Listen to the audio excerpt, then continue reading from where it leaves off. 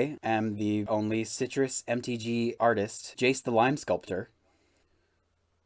Oh, we were supposed to come up with funny intros. I'm Jazz. Hi. No, no, we weren't. I was just throwing that out into the universe and seeing what happened. I can't I can't improv that quick, honey. I'm Oh, sorry. this is not improv. I've spent the past like 48 hours thinking of a bunch of different ones.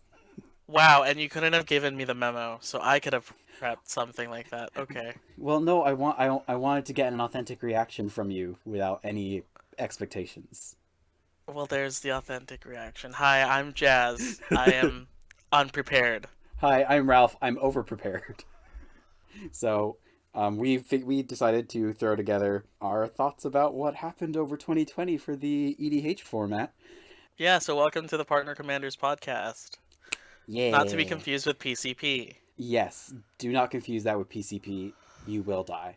We are two gay lovers. We're in love, and we are partners in life and in magic. So we thought it might be fun to start a wee little podcast together. A lot happened in 2020. I don't know if any of you were paying attention, but a lot. But just in Magic, just in Magic, we're just gonna talk about what happened in the Commander format and stuff that we think was actually kind of cool. We're gonna reflect on the Yeah, the yeah, highs. we won't be delving into the other mess of 2020. No, So, no. But we will be delving into some of the mess of Magic that happened in 2020. But we're gonna overall just keep it positive. So, 2020 kicked off with the set Theros Beyond Death, our return to our favorite Greek mythology themed plane. Jazz, were there any cards that jumped out to you as favorites from that set? yeah, well, Oh, we're gonna go through each that was released in 2020 and say whether we had a card there that we liked. The rubric of whether we like the card or not is variable. It doesn't necessarily have to be like a this goes in every green deck EDH staple, or it oh could yeah, no, just be I like literally, I literally just you like chose some the of the card. art. I don't know. Yeah, I just chose the cards that I like. Kicking off with Theros Beyond Death. I only had one. Okay. Um, and really, I only liked it because of its competitive playability, I suppose. And that's Thassa Deep Dwelling. Oh, thank God! I thought you were gonna say Thassa's Oracle, and I was about to hang up on you. Oh no no no no no no! That alternate win con is far too much. Thassa Deep Dwelling is just really we love a blink enabler, I thought this and might be one of your favorites. yeah, I mean there's a lot of other ones, but they just seem very obvious. Yeah, Like Dryad of the Elysium, whatever. Like the it's kind of Elysian obvious. Grove. Yeah, It's extra. yeah. I mean, like this is funny because like I didn't actually choose any cards that were my favorites out of this year from Theros Beyond Death. But one of the decks that I did make that I'm going to talk about later is a commander from Theros Beyond Death. But yeah, if that's it for Theros Beyond Death, I mean, like a lot of powerful stuff came out in that set, of course, like Thassa's Oracle, the Heliod, which enabled some mono white combos. But as much as I love mono white, I'm not a huge fan of the Walking Ballista combos. They're just a little too easy. Yeah, you prefer your mono white combos complicated and complex and many moving parts. Yes, or not at all, because I also sometimes too stupid to just figure out how a combo works. But yeah, but the next set that came out in 2020 was Ikoria, which made a very big splash in more ways than one, I would say. I'm going to be a little polarizing here and say that one of my favorite cards that came from that set was a companion, which was Zerda the Dawnwaker. Zerda How is is that polarizing? because the companions just fucked everyone over. Oh, okay, that's fair. Yeah. Like I wouldn't say that Zerda itself is a polarizing card. I mean, like just the environment around companions, all of the bannings, and then the errata, and just kind of the groaning and shaking of all of our collective heads at Wizards once again fumbling an incredibly broken and pushed mechanic. But yeah, no, I'm a huge fan of Zerda. Which is funny because I just said I wasn't a huge combo fan, but the Zerda is a very, very potent combo enabler, but I'm actually more interested in just general activated ability tribal and also for stuff like equipment. I really enjoy it, and I just really enjoy what it represents, which is new design space for Boros legendaries. And yeah, but that was kind of the only card from Ikoria that I really truly liked. I think a lot of the set was confusing. So many cards and products came out, and I just it was a there was a lot to absorb during that time. Do you have any cards from Ikoria that were your favorite? Yeah, I only had one. Mm. And real okay, so it's Cheville. It's Cheville Bane of Monsters. Oh, Um, Mustache Daddy. yeah, and that's basically like the only reason I like. I tried to build this guy, was not very successful. It didn't go the way that I wanted to go. I can't remember if I actually Um, played against it or not. I mean, I tried to go like aristocrats, but green doesn't really have a ton of support for aristocrats. Green not having Um, support for something. What? yeah, or at least the aristocrats that I wanted to do. Um, So, if you don't know, Cheville Bane of Monsters is a 1/3 for a black and green. He has Death Touch. He's a legendary creature, human rogue. At the beginning of your upkeep, if your opponents control no permanents with bounty counters on them, put a bounty counter on target creature or planeswalker an opponent controls. And then, whenever a permanent an opponent controls with a bounty counter dies, you gain 3 life and draw a card. So, I was trying to, you try to manipulate and take advantage of those bounty counters. But really, there's like only one other creature that puts bounty counters in, which is the bounty hunter card that came out a long time ago. Yeah, it definitely Um, it's an archetype that needs a lot more support to yeah. be viable. So, I mean, it was a fun little deck, but did it do anything? Not really. Yeah. But I like it. It's one of my favorite cards of the set, just because. I mean, attractive mustache daddy. Sorry, not sorry. And obviously, Commander 2020 came out as a supplemental set to Ikoria, and I was actually a huge fan of the Gavi precon, mostly because I wanted the chase card in it, which was Fierce Guardianship, for some reason. My Was computer. that your favorite card of Commander 20? Oh, I don't have a favorite card from Commander 20. I just felt like it deserved a mention because it is the Commander set of the thing, and I did have Gavi for quite a while before I took her apart. So, Well, my favorite cards from Commander 20, because I'm counting it as a separate set since it oh, okay. typically is Ukima Stalking Shadow. Oh yeah. Um, I actually built a deck solely on Ukima and not his partner. Well, okay, like I love sharks and I love wolves, and if you put them together, that's just great. Shark Wolf. Ooh ha And ha. he can't be blocked, and if he leaves the battlefield, you get to do some fun stuff. He's a fun like shark wolf. Um, Shark Wolf. Ooh not ha like ha. super, not the most powerful shark wolf. I think it's the only Shark Wolf. But I mean, like overall, besides those chase cards, I think some of those decks were really fun. I'm a big fan of the cycling mechanic, which is why Gavi was my pick. After Ikoria came M21, which is personally one of my favorite sets that came out last year, just because of the really fun and interesting monocolored commanders that came along with them, and also just I feel like it got a bit overlooked in the grand scheme of 2020. But one of the standout cards for it obviously was Mangara the Diplomat, the legendary human cleric with lifelink. Whenever an opponent attacks with creatures, if 2 or more of those creatures are attacking you and or planeswalkers you control, draw a card. And whenever an opponent casts their second spell each turn, draw a card.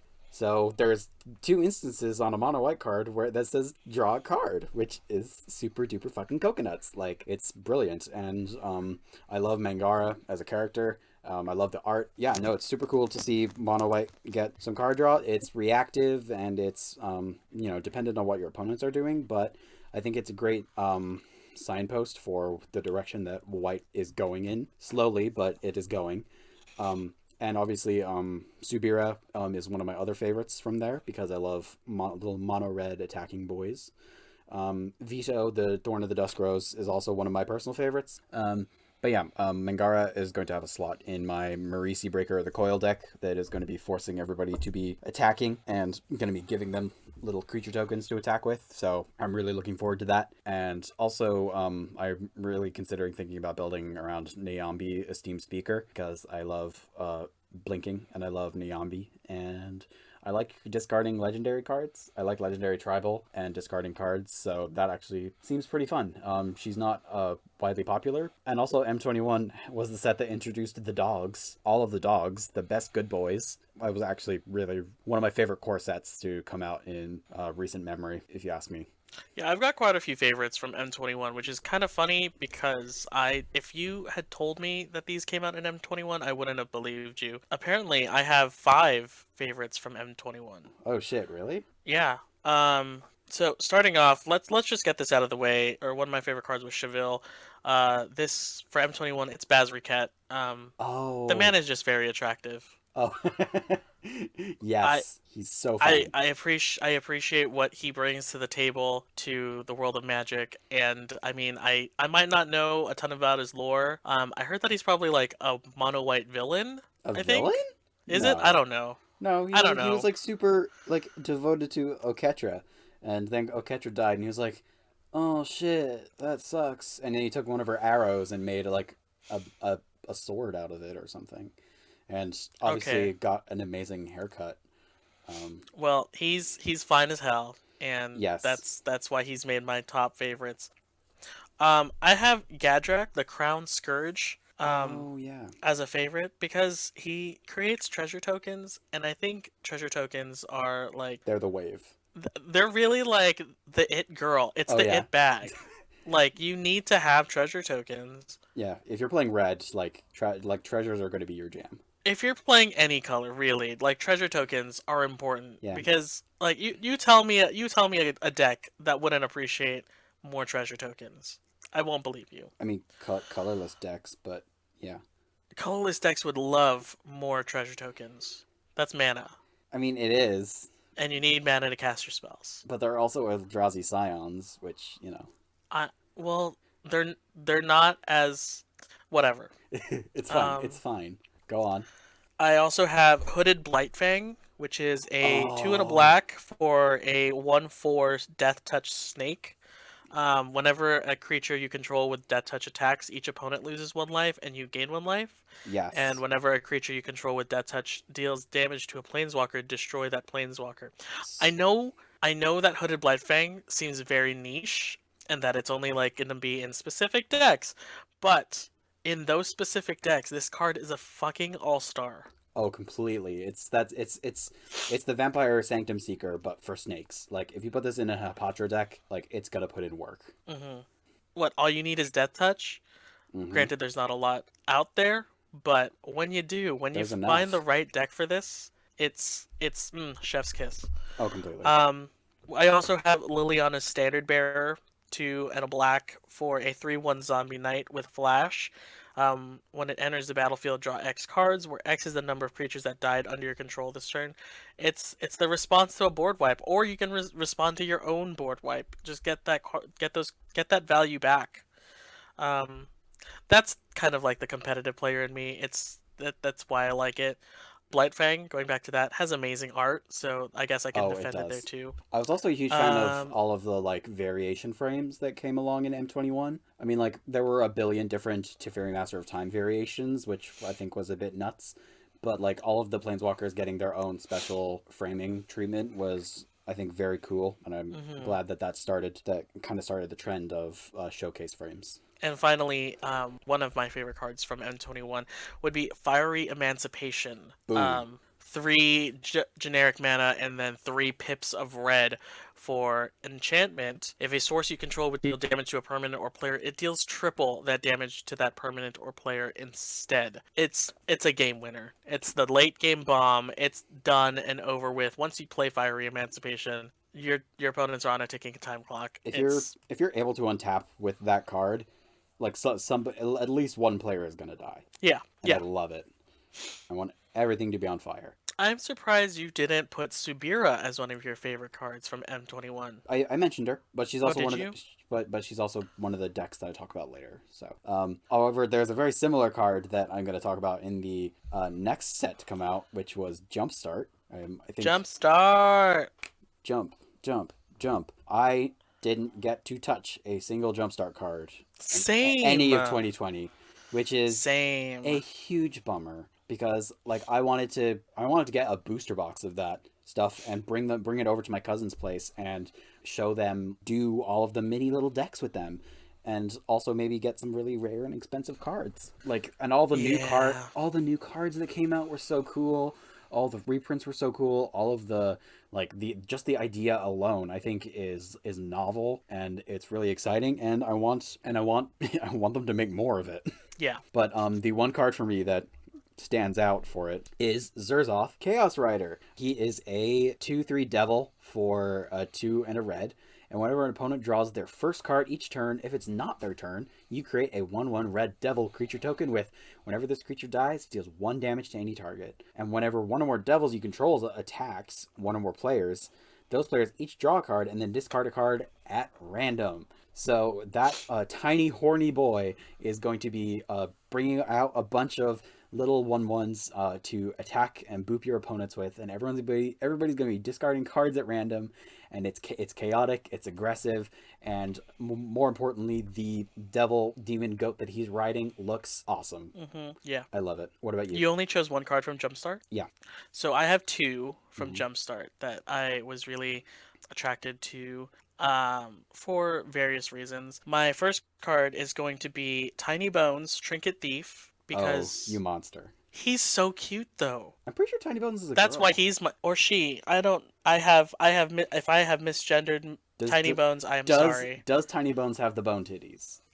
We don't know, but Tiny Bones Trinket Thief, if you don't know what they do, is a 1 and a black for a 1/2 skeleton rogue. They're legendary, so they can be your commander. At the beginning of each end step, if an opponent discarded a card this turn, you draw a card and you lose 1 life. Then they have an activated ability with 4 generic and 2 black. Each opponent with no cards in hand loses 10 life. Look, I'm not here to play them in very nefarious discard decks.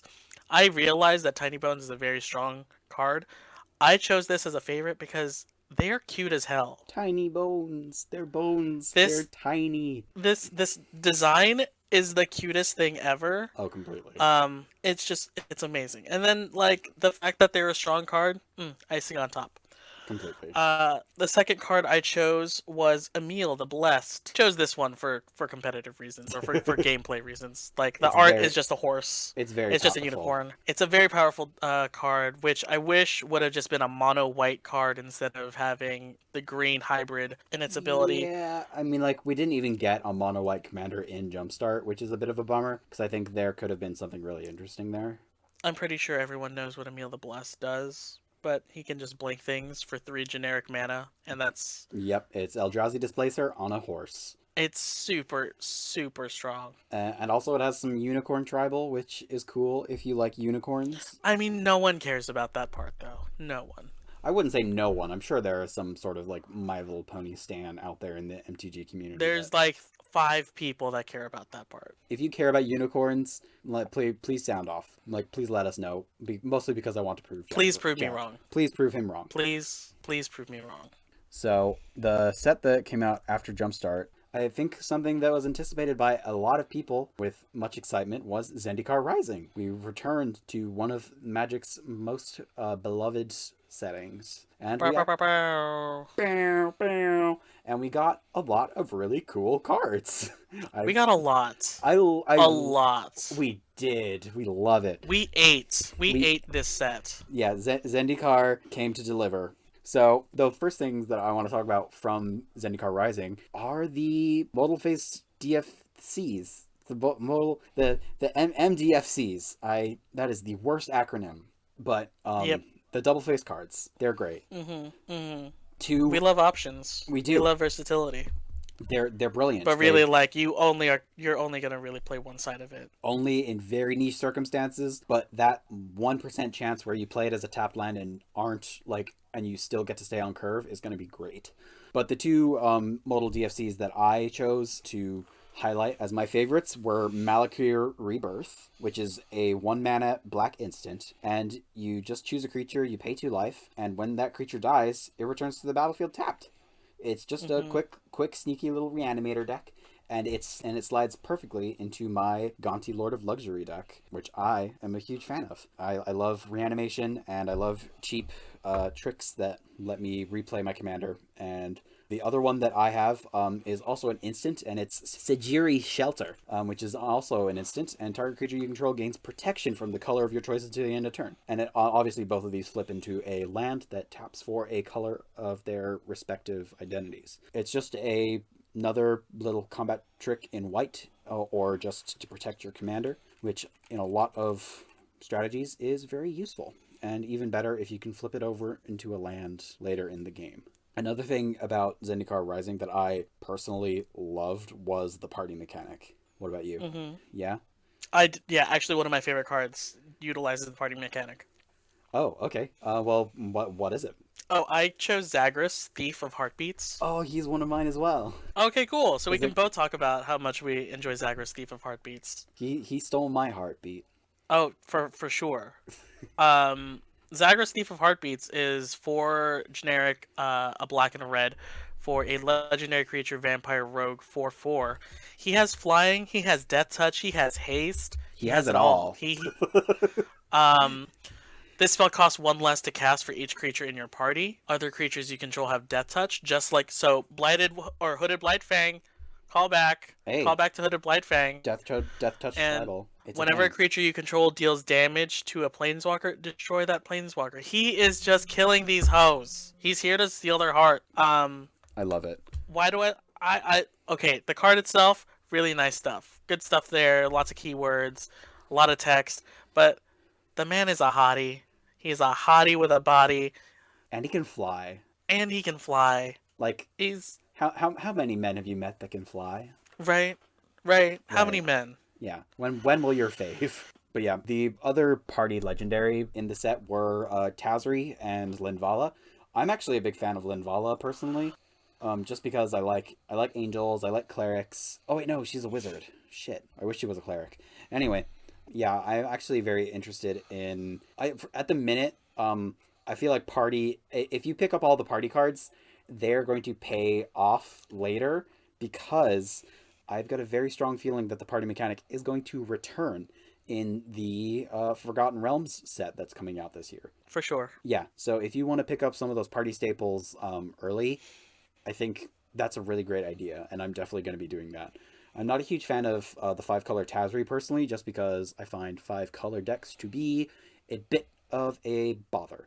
So I would really love to see maybe something like a three or a four color party commander that gives you enough options to like properly get enough creatures of each type, and also not to be like just five color good stuff. But outside of the party mechanic, Zendikar Rising also gave us some really, really powerful cards for Commander. Jazz, are there any that you want to talk about? Powerful cards. Thieving Skydiver, I chose as one of my favorites. Just, I mean, it's 2 mana to steal a Soul Ring. Who doesn't Yoink, want that? yoink. Oh wait, no, 3 mana because you have to pay the kicker. So 3 mana because you pay one extra one kicker to steal that Soul Ring, Mm-hmm. or steal the Mana Crypt, or steal, I don't know, any early turn plays of a Mana Rock that you just want. Take that Sensei's Dividing Top, although they could just tap it in response and put it on top of their library. What if But you what if you pay X for 5 and you steal someone's Mindslaver? I mean that's great too. Who ain't nobody gonna be mad about that? I think Mindslaver's 6 though. I can't remember. Is it? Oh no, Mindslaver's 4, but the activated ability is 6, I One believe. or the other. Just steal the Mindslaver. I don't know. Give them a taste I of don't their know. own medicine. Yeah, no, Thieving Skydiver is super cool. One of my favorite. Or I mean, Mm? like the fact that if you steal an equipment, it attaches to the thieving skydiver. Oh So yeah. you could even go with a freaking any of the swords, especially sword of feast and famine. How are you not gonna like that? It reminds me a lot of the grip of Phoresis, just stealing an equipment and getting to Hmm. attach it to something. It's pretty fun.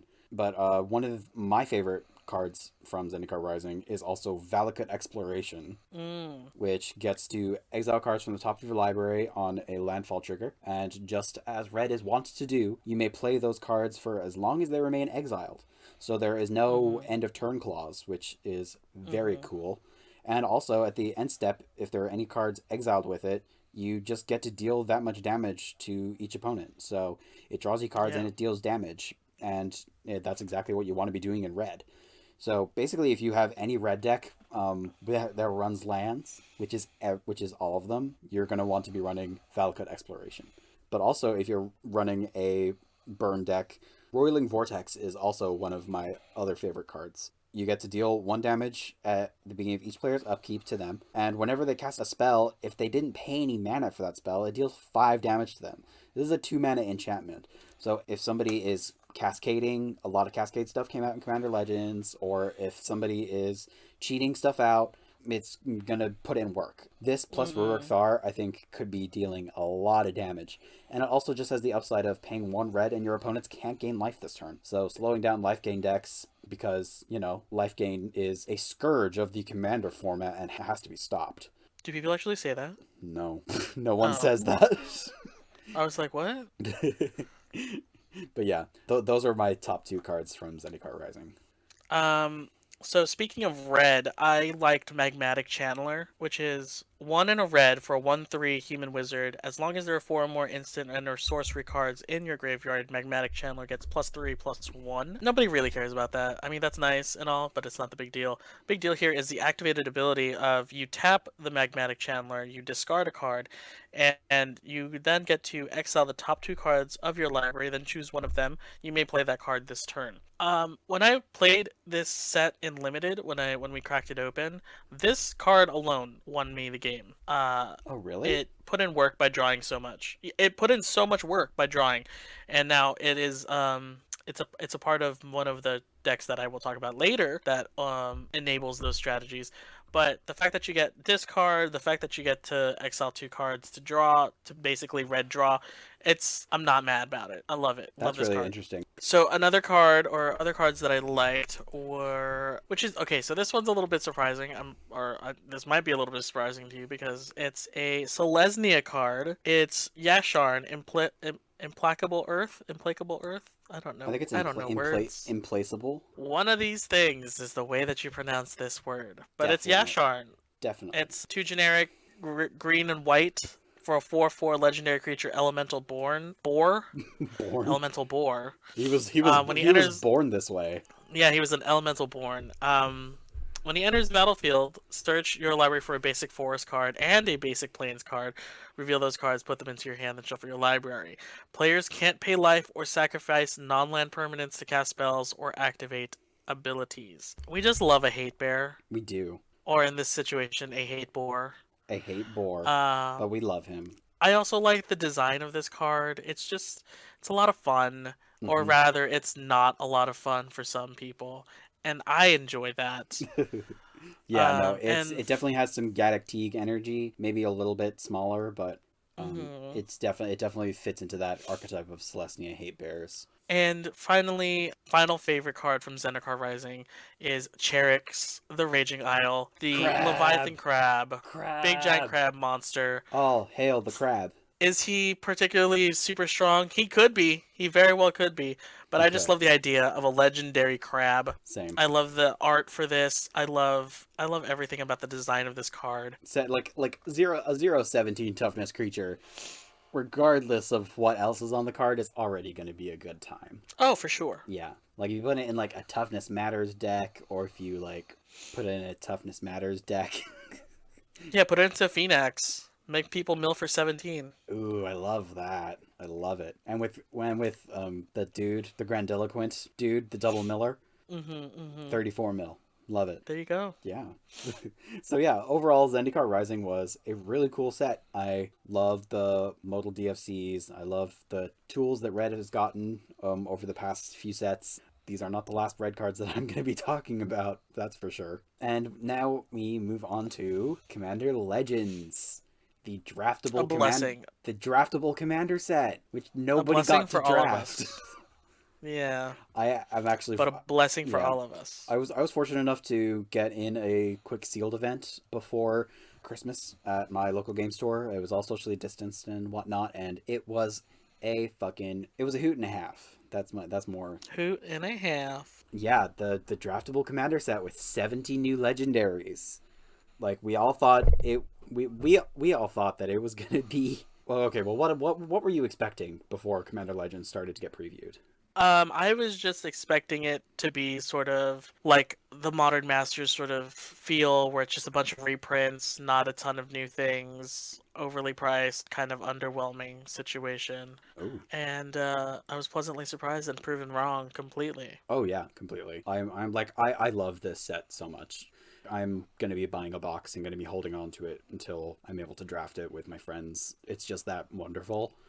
And it gave me one of my all time favorite cards, which I'm going to talk about right now, and nobody can stop me. And it is Gen Arcanum Weaver, our Yes. lovely, our amazing, and our fantastic human wizard for Mardu colors. So that is a red, a white, and a black. Got 2 power and 3 toughness. And if you also pay a red and a white and a black and tap him, you can sacrifice an enchantment and return target enchantment from your graveyard to the battlefield.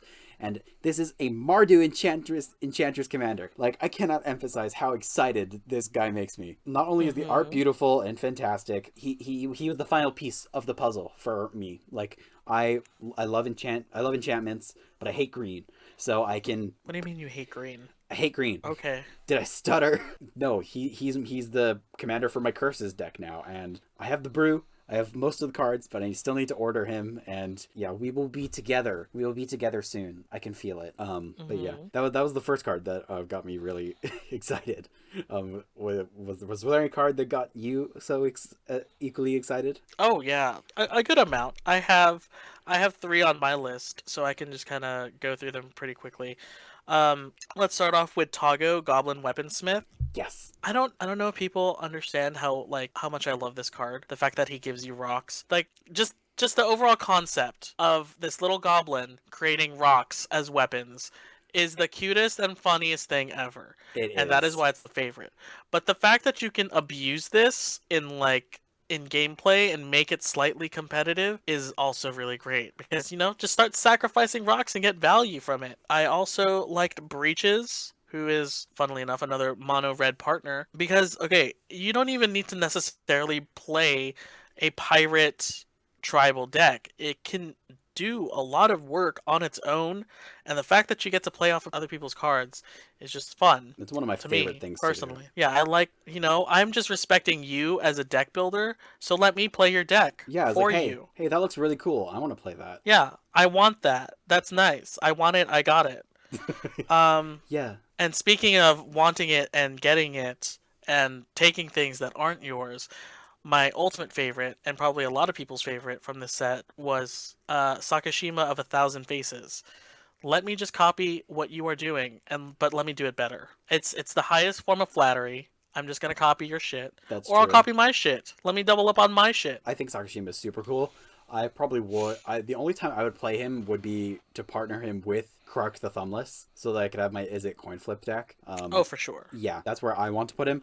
Krark is one of my favorite partners to come out of the set, but also, I think almost all of the red commanders that came out of this set are just fantastic. And I Oh, would so good. also like to give a shout out to Rograk, son of Roga, the 0 mana red cobalt that could. He's so cute. He's so angry. Is he a kobold? Yeah, he's a kobold. But he's super cool. And Arden, intrepid archaeologist. Was he intrepid? Is he an archaeologist? I forget his vocation. Yes, he's an archaeologist. He's basically Indiana Jones, but with more titty. He's super cool. I love cores as a tribe.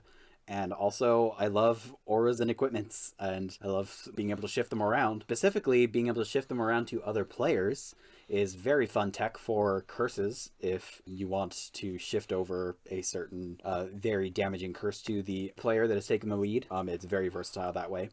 And the other white partner that I am also a huge fan of is Livio, Oathsworn Sentinel, a 2 mana 2/2 human knight that gets to flicker things and protect things. He's super cool, a very interesting way of exploring legendary creatures for white, and I am super excited to build something with him. I'm not quite sure who I'm going to partner him with, but I'm definitely going to find something. I would also like to give a special shout out to all of the sexy orc pirates that are in this set, because we have a few of them.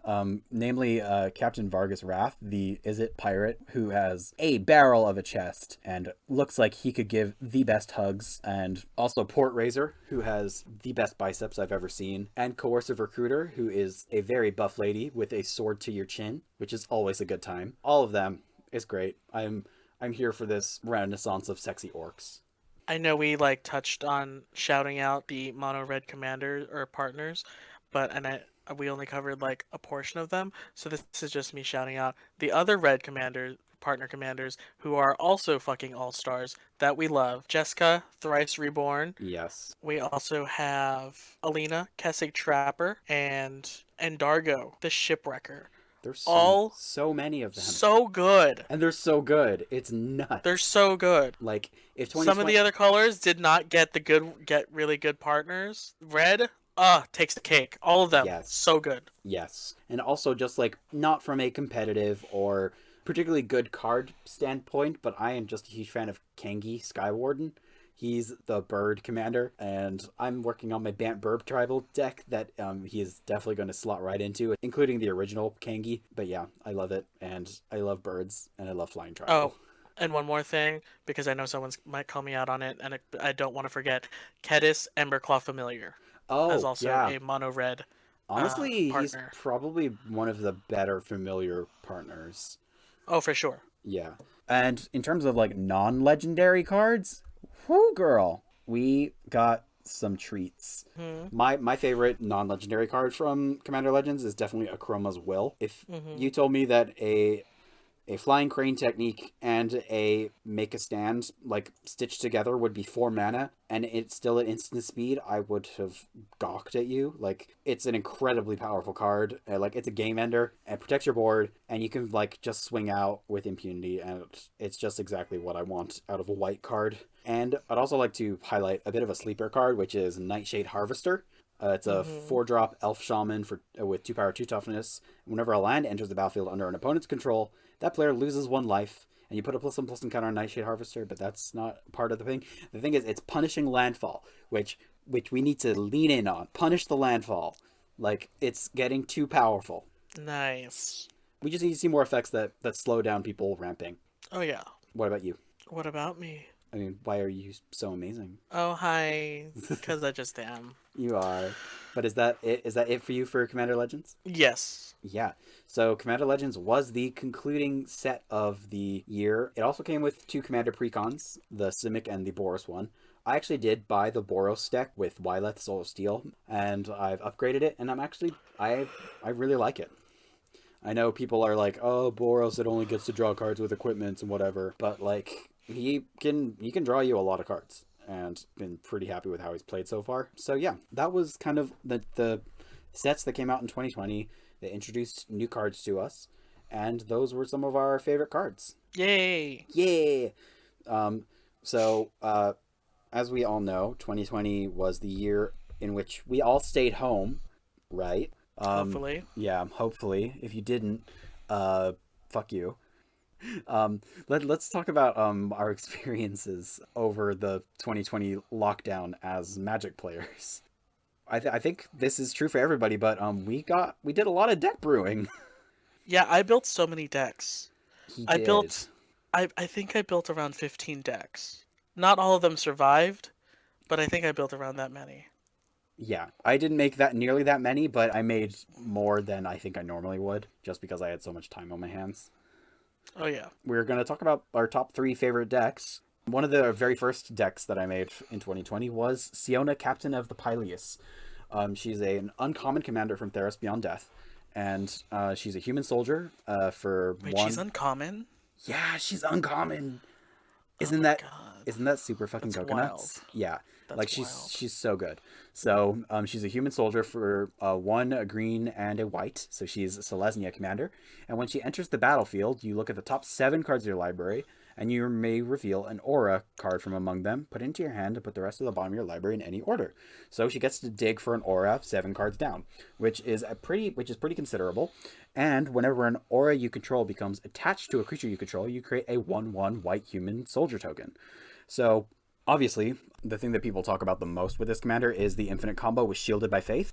and that is an enchantment for one a white and a white. And you enchant the creature. The enchanted creature is indestructible, but whenever a creature enters the battlefield, you may attach Shielded by Faith to the creature. To the creature. To Um, the creature.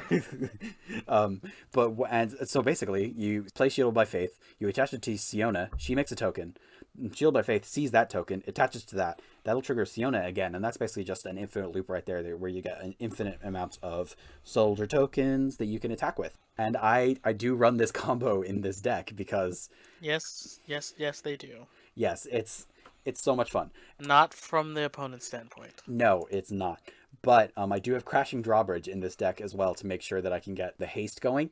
And yeah, no, the deck is just filled with a bunch of really cheap auras that I can attack, and if I'm not able to get the infinite combo off, that's fine. It's not like the only win con of the deck. I actually most of the time just win with commander damage by suiting up Siona. And also just all of the Enchantress cards, Core Spirit Dancer, Satyr Enchanter, Mesa Enchantress, all of them just help me dig through my deck and either get the combo or get an enchantment that's powerful enough to just destroy my opponents. And it's a lot of fun. But yeah, Jazz, what's one of your favorite decks? One of my favorite decks that I built this year, which I mentioned earlier, was Ukima. I really love this shark boy, this shark wolf. But anyways, Ukima. The way that I built Ukima was slightly Voltron, slightly tricksy sort of play of. I took a lot of different routes, I guess you could say, put them together, and it works like 80% of the time. He's a lot of fun to play because you suit up your Akima, and not only do you just suit him up with artifacts and enchantments, I have stuck in Mutate into this deck just because Oh, you it's a did. lot of I fun. completely forgot. So you have your Mutate. There are some like Mutate synergies of like cloning you can do there too. But then I have a lot of ways to bounce Ukima back to my hand Right. through ninjutsu. Their crystal shard is in there just to bounce Ukima. That way you can get the secondary ability of an opponent losing life and you gaining life. It's a sneaky fun deck that no one really expects because it's Ukima. Like Yeah. no, And I think there's something to be said about that, that this partner with Commander is actually so good that it can pilot a deck by itself. Because a lot of the yeah. other ones can't say that. Hello Halden.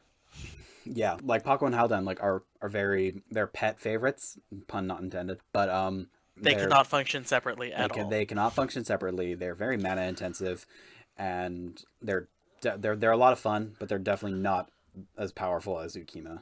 And like this deck, this Ukima deck can be run with Kazur.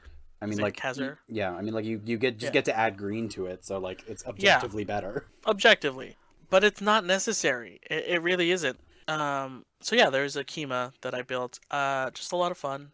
What I like about it a lot is that people don't expect there to be the sub theme of mutate or the sub theme of ninjutsu in there, and it may seem like a lot of running like different opposing themes, but it's all for the theme of Ukima. This deck She is the is theme. yeah. Whale wolf. Ooh ha ha. Hmm. I had to do it one more time. And one of my other favorite decks that I've built this year is Subira Tilzidi Caravaneer. So she is the weenie. She's the weenie commander. She's a mono red hasty lady that cares about creatures with power 2 or less. You can make them unblockable, or if you deal combat damage with them, you can draw. You can basically wheel. You discard your hand, and then you draw cards for every creature that deals combat damage. So you basically flood your battlefield with a bunch of 1/1s and go to town. Like it's one of my favorite like aggressive decks that I have, and I think one of my key pieces for that deck is Throne of the God Pharaoh. So it basically turns into a wound reflection in this deck because you attack with 1/1s, they're all tapped, and then at the end of the turn, all of those 1/1s is another point of damage to everybody. So you want a lot of low to the ground, hasty creatures that make tokens, stuff like Loyal Apprentice, and stuff that make a lot of tokens. So there is a fair amount of just goblins in this deck because goblins happen to be 1/1s, and there's a lot of really good, powerful synergies with those.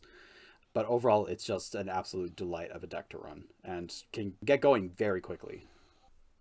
Do you want to talk about another one of your favorite decks? Yes, I built this year or last year in 2020 Chainer, Nightmare Adept.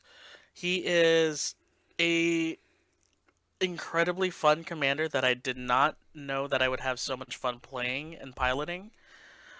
Chainer Nightmare Adept is 2 generic for red black 3/2 human minion. If you discard a card, you may cast a creature card from your graveyard this turn. Activate this ability only once each turn. And whenever a non-token creature enters the battlefield under your control, if you didn't cast it from your hand, it gains haste until your next turn. That is such an underrated ability because most people are thinking, oh, he's just graveyard recursion. No, if you cast it anywhere, not from your hand, they get haste. That's amazing. Yeah, and it doesn't have to be just from your graveyard, as long as it wasn't cast from Exactly. your hand. So if you've got like some top deck stuff that lets you play with the top card of your library, that those creatures get haste. If you play suspended creatures, they get haste. If you play your commander, I did, although recently come to find out that Hate Flayer of the whatever, Flayer of the Hatebound, yeah, Flayer the Hatebound. Flayer of the Hatebound is a non-bow with Chainer, which was kind of upsetting to me to Yeah, find that out. I actually found that out from the EDH Recast, one of their challenge the stats. I Brought that hate that. brought that Nombo to my attention, and I knew that you had a chainer deck, and I was like, "Sorry, babe, this doesn't work." And no one I would actually ever think about it though, because it just kind of you'd intuitively think that it would work, Yeah, but then once you really like break down the nitty gritty of the rules, and then it's like, oh, that's true. That is true. yeah, But Chainer is such a fun commander. It's a lot of wheeling. It's a lot of getting cards into your graveyard. I put, like I said earlier, I put Magmatic Channeler into this deck as a form of draw, but then also as a way to enable your graveyard and putting things in there.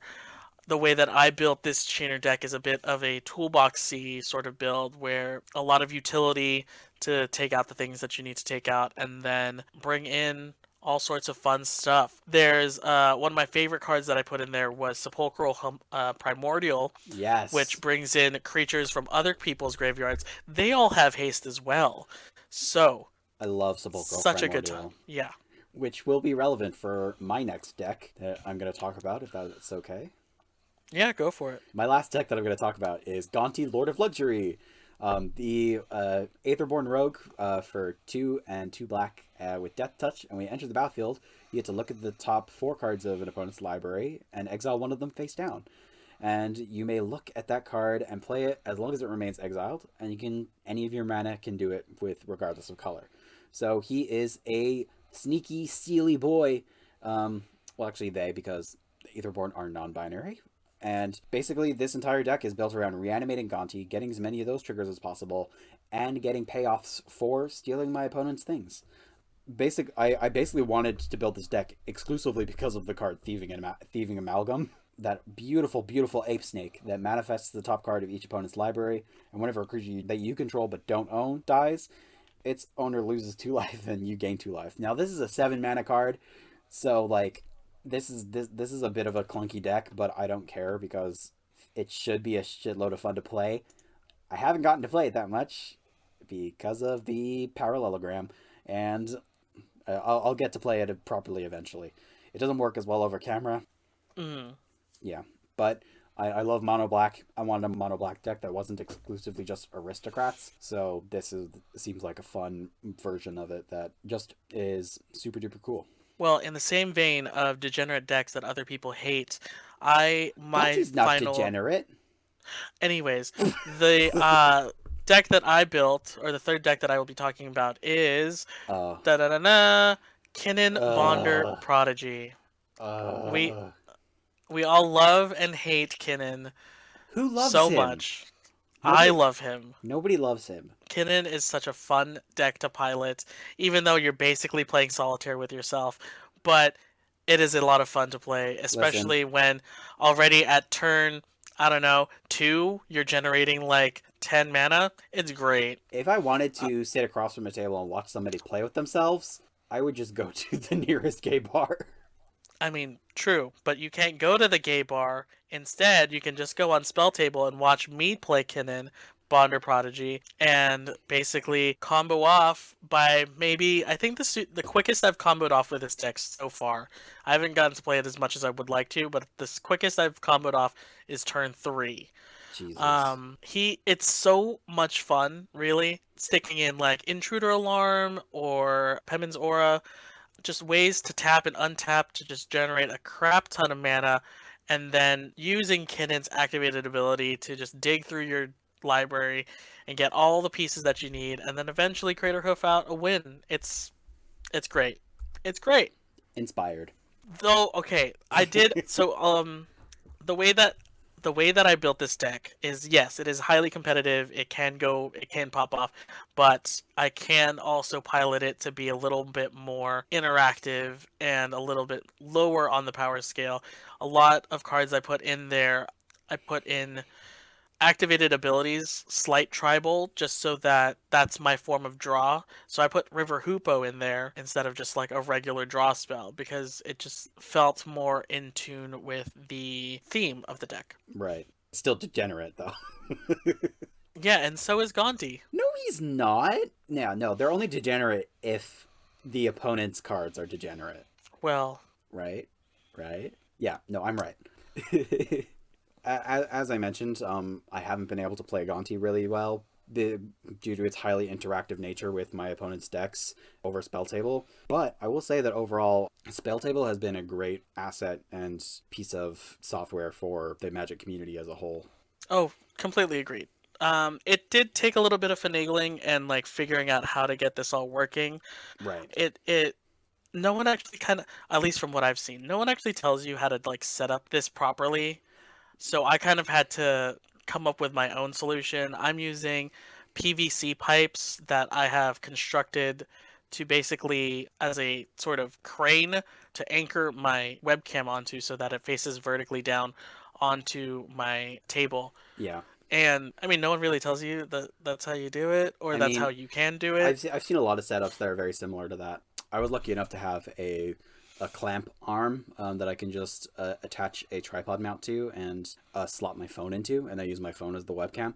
I was using that a lot for some of my drawing classes for this last semester where we were doing remote learning. I actually found it really cool and easy to use. However, my internet is not that great, so there were some technical issues about that. And Spell Table just sometimes just doesn't work, and you can't see people's screens, which is a bit of a bother, especially if they're trying to attack you and you're trying to figure out what they have. I mean, like, it's better than not having it at all. Oh, for sure. Yeah. The thing that I really enjoyed about Spell Table this coming to the scene is that if you put in the time and you put in a little bit of work, it is going to allow you to play the game as best as you possibly can in the current situation that we're in. Yeah. You just really have to dig into or tap into your blue mana and get some ingenuity and some curiosity so that you can create, webcam setups so that you can play the game with your friends or strangers that you find on Discord. Yeah, I mean, like, I was able to connect with a lot of people from Twitter that I wouldn't have otherwise, like, really gotten to know, gotten to play some games with people that I otherwise probably never would have gotten to get a game with. So, like, honestly, like, outside of the pandemic, I'm probably still going to be using Spell Table just to play some games with people across the country, because if y'all didn't know, Jazz and I are currently an ocean apart. So Yeah, the entire Atlantic. we have been playing Magic remotely for like ever since we started dating. So yeah, it's definitely going to be a useful asset from all of us going forward, and I certainly hope that it stays free to use, because Wizards of the Coast bought it and they better keep it free or I will chop their heads off. Yes.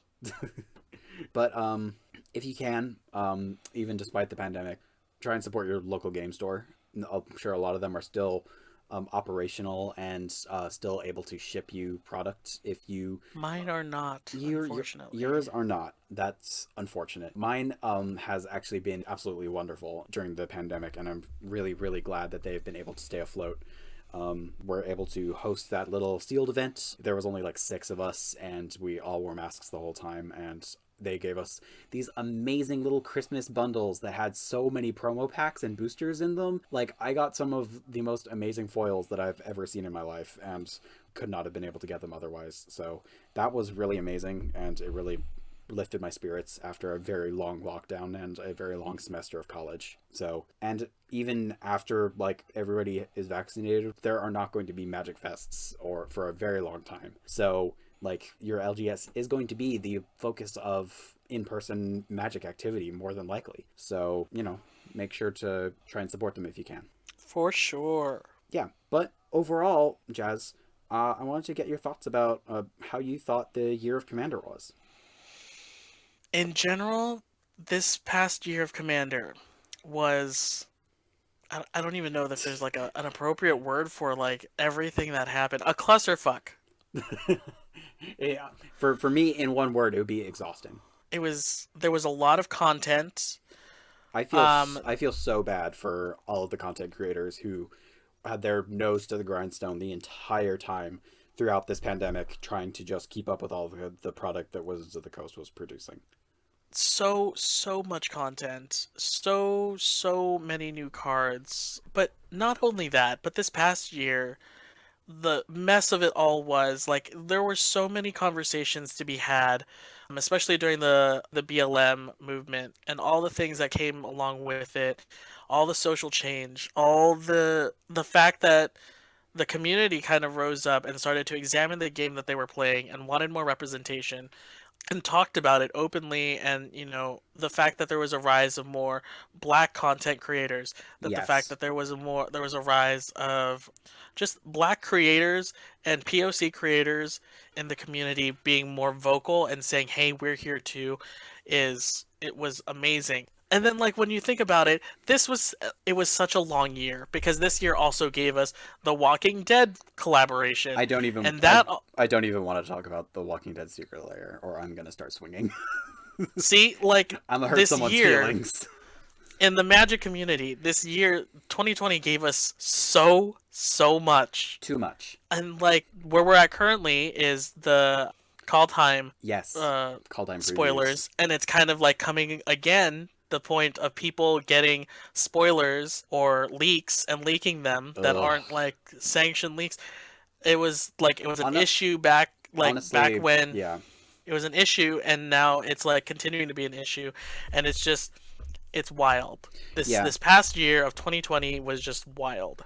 It was completely, and I think I would say specifically like being on Twitter as an active MTG community member, it has been incredibly taxing, like just on my soul and my spirit, because I was like, I witnessed all of the stupid, insane Magic drama that happened, and man, I just want to talk about my favorite game of all time. Why is it so difficult to do that without being like overrun with negativity and all of these stupid, offensive, like racists and dumbass content creators? It's draining. I've connected with a lot of really amazing people over like through MTG Twitter, but like, whew, Yeah. it purely in terms of like if we ignore all of the like external drama and all of the missteps that Wizards of the Coast were involved with, of which there were many, I think the Year of Commander actually was a success from a lot of standpoints.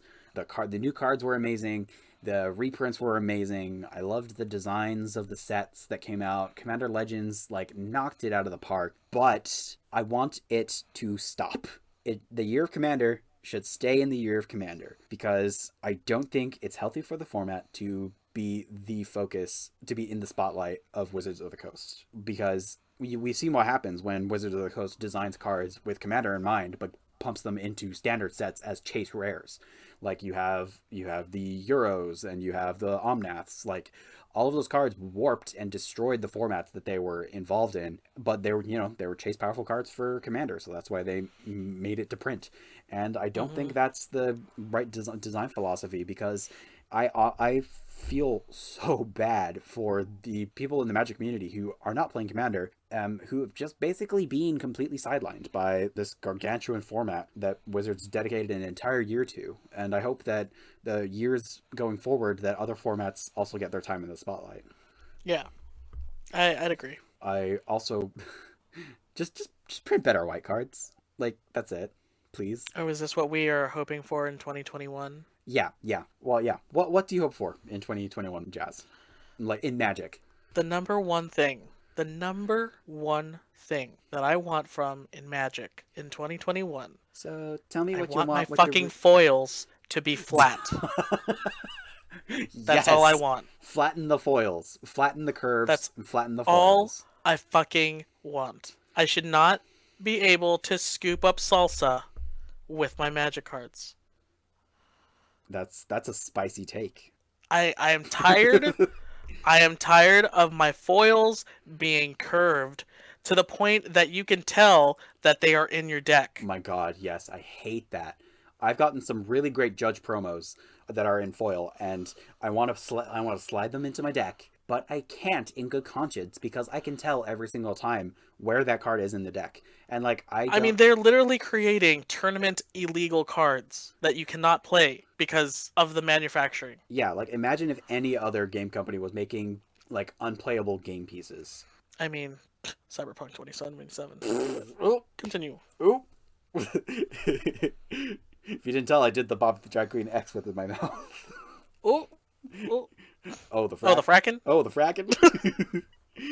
Not that. So, but what I am actually honestly looking forward to most for 2021. I know I just said I don't want sets that are made for Commander, but I'm so excited for Modern Horizons 2.